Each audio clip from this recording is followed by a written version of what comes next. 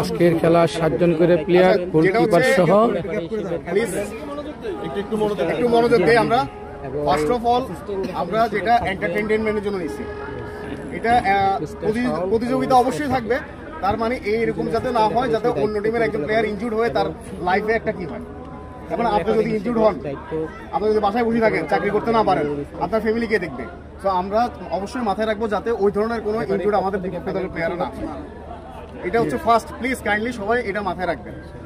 আর খেলায় উত্তেজনা থাকবে, উত্তেজনার কারণে আমরা যাতে কেউ কারোর সাথে ঝগড়াঝাটি না করি।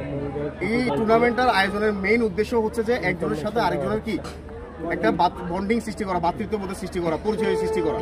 আমরা কিন্তু ওনাদেরকে আগে চিনতাম না, কিন্তু আমরা এখন এর মাধ্যমে ওনাদেরকে চিনতেছি, ওনারাও আপনাদেরকে চিনতেছে। সো এমন কিছু করবো না যাতে আমাদের দুজনের মধ্যে কি হয়, কোনো ধরনের ক্ল্যাশ বা কোনো ধরনের সৃষ্টি হয়।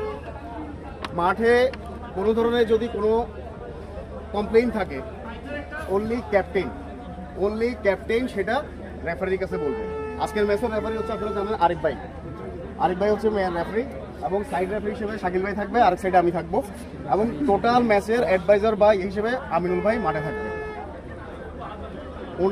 উনি যদি দেখে যে কোনো রং ডিসিশন হচ্ছে, ওনার ক্ষমতা আছে, উনি সেই জায়গায় কি করতে পারবে, ইন্টারফেয়ার করে সেটা স্টপ করাতে পারবে। আমাদের খেলার মাঠে কিছু অনেকগুলো রুলস ইন্টারন্যাশনালি আছে, বাট আমরা সেটা কি করি না, আমরা সেটা অ্যাভয়েড করি, কারণ ওই ইনজুরিটা অ্যাভয়েড করার জন্য। সো আমরা চেষ্টা করবো ধাক্কাধাক্কি করাটা বা পা এমনভাবে না তোলা যাতে আরেকজনের কি হয়, আমরা কোমরের উপরে উঠলেই সেটাকে কি করবো, ফাউল হিসেবে কাউন্ট করবো। ব্যাক সাইড থেকে আইসা করাটাও ফাউল হিসেবে করবো। এই ধরনের কিছু ফাউল অলরেডি আমি আপনাদেরকে দিছি, এবং একজন প্লেয়ার যদি টোটাল ম্যাচে যদি 4টা ফাউল করে, সেই ক্ষেত্রে বিপক্ষ দল একটা পেনাল্টি পাবে। ইয়েলো কার্ড আছে, রেড কার্ড আছে। ইয়েলো কার্ড পাইলে জরিমানা হবে, রেড কার্ড পাইলে জরিমানা প্লাস পরের ম্যাচে সে খেলতে পারবে না। আশা করি রেড কার্ডের কোনো কাজ হবে এখানে আমরা আজ পর্যন্ত কেউ পাই নাই, গত 2 সিজনে কেউ পাই নাই, আশা করি এবারও আমাদের কেউ পাবে না। আমরা প্লিজ, আমার রিকোয়েস্ট, হ্যাঁ আমি দেখতেছি যে এটা হয়তো বা ছেড়ে দিলে আমার রিস্ককে, তারপরে যদি দেখেন যে না ওই প্লেয়ারটি ইনজুর্ড হবে, দেন প্লিজ ছেড়ে দিয়ে, ঠিক আছে? আপনারা কাইন্ডলি আরেকজনকে ইনজুর করি, আমার রিকোয়েস্ট শুধু এটুকুই থাকবে। আরেকটা জিনিস হচ্ছে, এখানে যে রেফারি আছেন উনি কিন্তু অত প্রফেশনাল রেফারি না যে উনি অনেক রেফারিগিরি করে আসছে।